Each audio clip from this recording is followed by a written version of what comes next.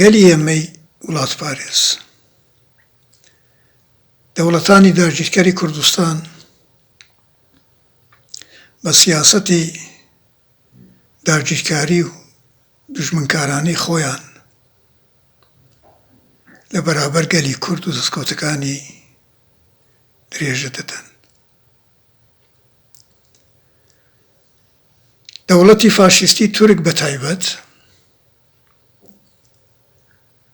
هەر ڕۆژ بە سیاسەتی هێرش و داگیرکاری خۆی پەرەدەستێنێ. ئێستا دەوڵەتی تورک بەشێکی زۆر لە خاکی ڕۆژاوای کوردستان و هەروەها باشووری کوردستانی داگیر کردووە. لە باشووری کوردستان بەدەیان بنکەی نیزامی و ئیستیخباراتی جاسووسی دامەزراندووە. لە ناو خاکی باشووری کوردستاندا هێرش دەکاتە سەر دەستکەوتەکانی گەلی ئێمە و هێرش دەکاتە سەر بزوتنەوەی ئازادیخوازی گەلی کورد و تێکۆشەرانی گەلی ئێمە تیرۆر دەکات.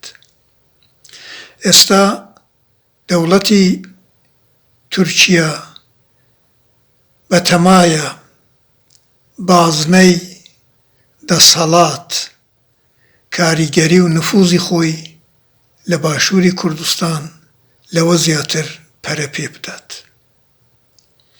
ڕووداوەکانی ئەو دوایە ئەوە بەڕوونی دەسەلمێنێت. لە بەرابەر ئەو سیاسەتە داگیرکارانەدا گەلی ئێمە نابێ بێدەنگ بێت. دەوڵەتی تورکیا جێگای باوەڕ نییە. دەوڵەتی تورکیا لەگەڵ ئازادی گەلی کورد لە هەر پارچەیەکی کوردستان دژە و هەموو هەوڵ و تەقەلایەکی بۆ ئەوەیە کە گەلی ئێمە بە ئازادی نەگات. بە تایبەت گەلی ئێمە لە باشوور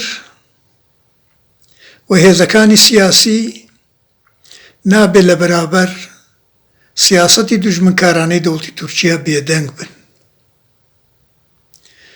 گەلی ئێمە و هێزەکانی سیاسی بە یەکگرتوویی دەبێت سنوورێک بۆ سیاسەتی هێرشکارانەی دەوڵەتی تورکیا دابنێن.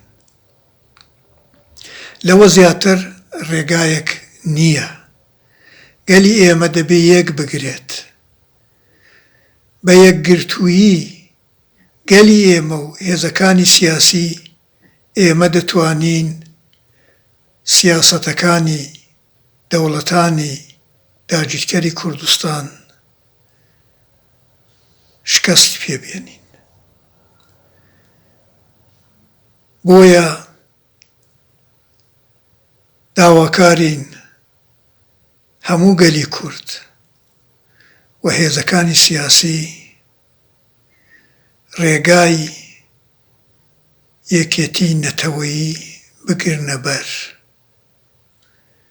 ئازادی گەلی ئێمە بە یەکێتی نەتەوەیی مسووگەر دەبێت.